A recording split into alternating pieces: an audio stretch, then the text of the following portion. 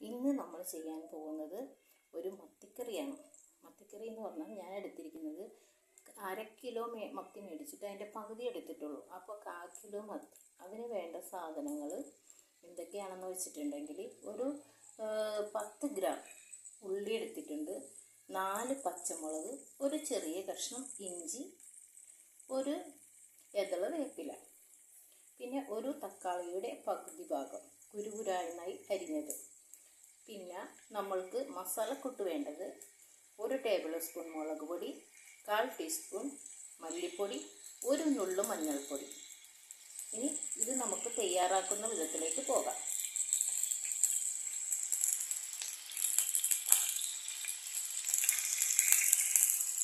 ഇത് തയ്യാറാക്കാനായിട്ട് ഞാൻ എടുത്തിരിക്കുന്നതാണ്, നിങ്ങൾ കണ്ടിട്ടുണ്ടാവുമല്ലോ.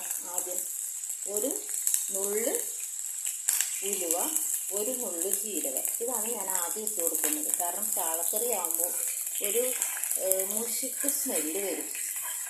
ആ സ്മെല്ലില്ലാതിരിക്കാനാണ് ഇത് നമ്മൾ ആദ്യം ഇട്ട് കൊടുക്കുന്നത്.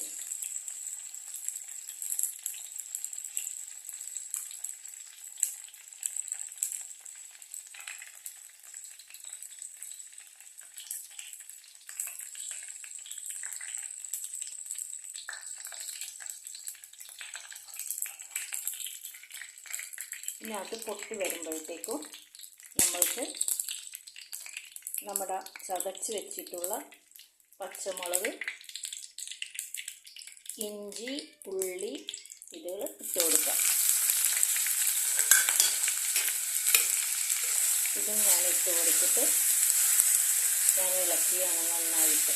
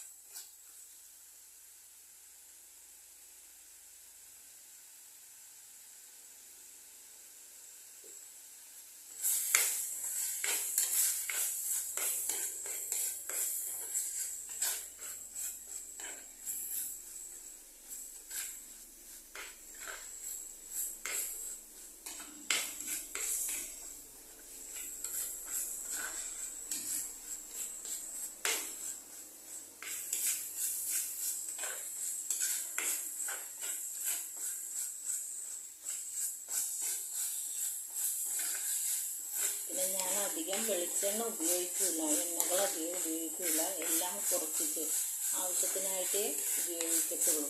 അപ്പോൾ ഈ എണ്ണയിൽ തന്നെ ഇത് വാടുകയുള്ളൂ. അധികം എണ്ണയൊന്നും ഉപയോഗിക്കാത്തത് കാരണമൊന്നും.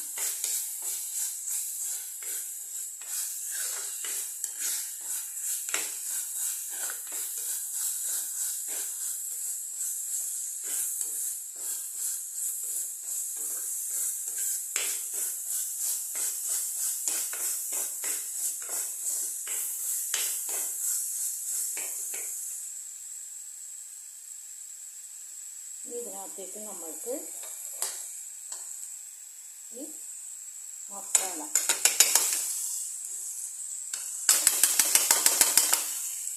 മസാല ഇട്ട് കൊടുക്കാം. ഇതിനകത്തേക്ക് ഈ മസാല ഇട്ട് കൊടുത്തിട്ടുണ്ട്.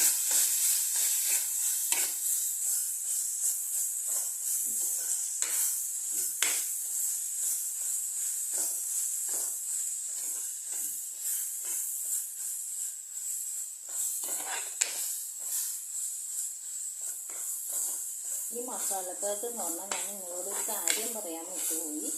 ഇതിന് നമുക്ക് കറിക്ക് ആവശ്യമായ ഉപ്പും, പിന്നെ ഞാൻ എടുത്തിരിക്കുന്നത് 3 അല്ലി ഉടമ്പുളി എടുത്തിട്ടുണ്ട് ഇതിനകത്തേക്ക്.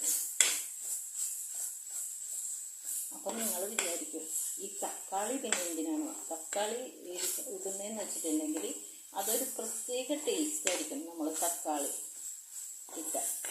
അതാണ് ഞാൻ പകുതി തക്കാളി എടുത്തേക്കുന്നത്. മുഴുവൻ തക്കാളി എടുക്കരുത്. ചെറിയ തക്കാളിയാണെങ്കിൽ ഒരു കുഞ്ഞി തക്കാളി നമുക്കിടാം. വലുതാണെങ്കിൽ പകുതി എടുത്താൽ മതി നമ്മൾ മീൻ കറിക്ക്.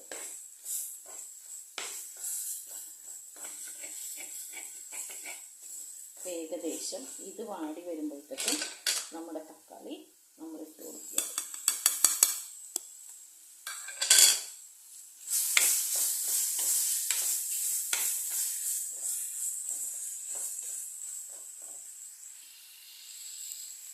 ഇപ്പം ഈ തക്കാളി ഒന്ന് ആകാൻ വേണ്ടി നമുക്കൊരു പണി ചെയ്യാം.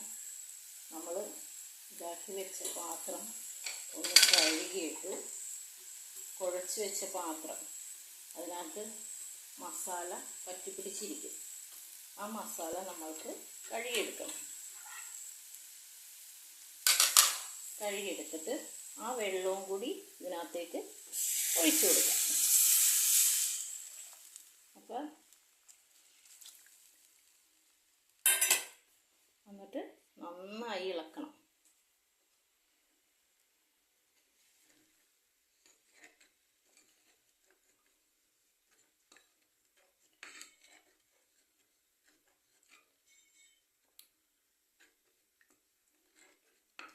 കാരണം എൻ്റെ കറിയിൽ ഞാൻ മുളക് പൊടി കുറവേ എടുക്കാറുള്ളൂ, കൂടുതലായിട്ട് എടുക്കുന്നത് പച്ചമുളകേ കൂടുതൽ എടുക്കുകയുള്ളൂ. അതാണ്. പിന്നെ ഞാൻ ഉപയോഗിക്കുന്നത് ഉണ്ടമുളകാണ്. അതാകുമ്പോൾ ഇത്തിരി നമുക്ക് എരിവ് കൂടുതൽ കിട്ടും. നീളമുളകാകുമ്പോൾ എരിവ് അധികം കിട്ടത്തില്ല. ഇതിനാണ് പച്ചമുളക് ഉണ്ടമുളക് ഉപയോഗിക്കുന്നത്. ഇനി നമുക്ക് ഇതൊന്ന് തിളക്കാനായിട്ട് വെയിറ്റ് ചെയ്യാം.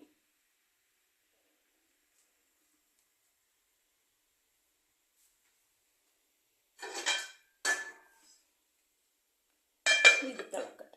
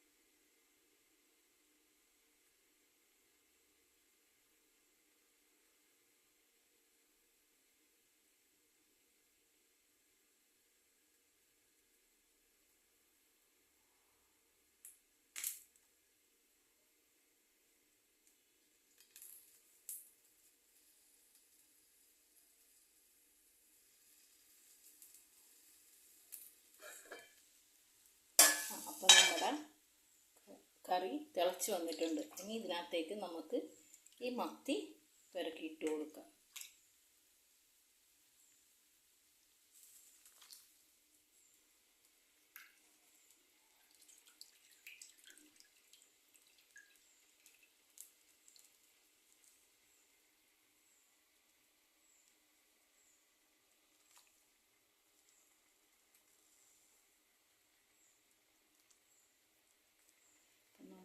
മത്തി പെരക്കിയിട്ട് കൊടുത്ത് ഇനി നന്നായിട്ടൊന്ന് ഇളക്കി കൊടുക്കണം.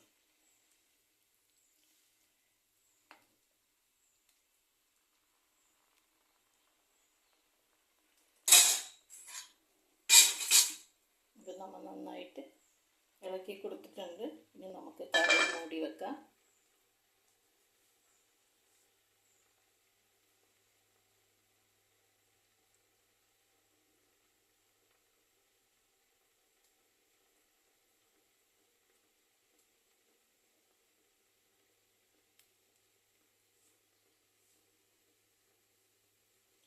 പിന്നെ ഞാൻ മസാല കുഴച്ച് വെച്ചത് എന്തിനാണെന്ന് വെച്ചാൽ നമ്മുടെ മുളകും പിന്നെ മഞ്ഞൾപ്പൊടിയും മല്ലിപ്പൊടിയും ഉപ്പും പുളിയും എല്ലാം കൂടി നമ്മൾ കുഴച്ച് വെച്ചിട്ടുണ്ടെങ്കിൽ ഈ മസാലയിൽ നല്ല ശരിക്കും ഉപ്പും പുളിയൊക്കെ പിടിക്കും.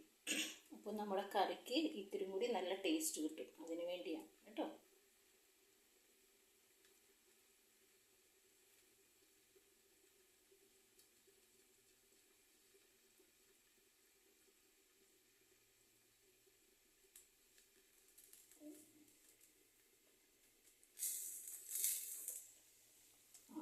അപ്പം നമ്മുടെ കറി തിളച്ച് വന്നിട്ടുണ്ട്.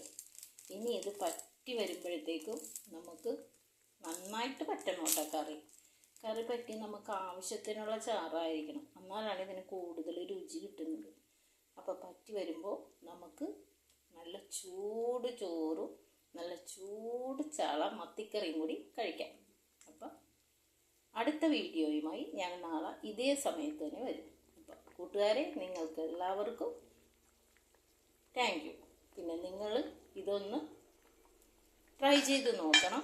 എന്നിട്ട് നിങ്ങൾ ട്രൈ ചെയ്ത് നോക്കി അതിൻ്റെ ഗുണം എന്താണെന്നുള്ളത് ടേസ്റ്റും ചെയ്തിട്ട് എന്നോട് അഭിപ്രായങ്ങൾ പറയണം. Okay, bye bye.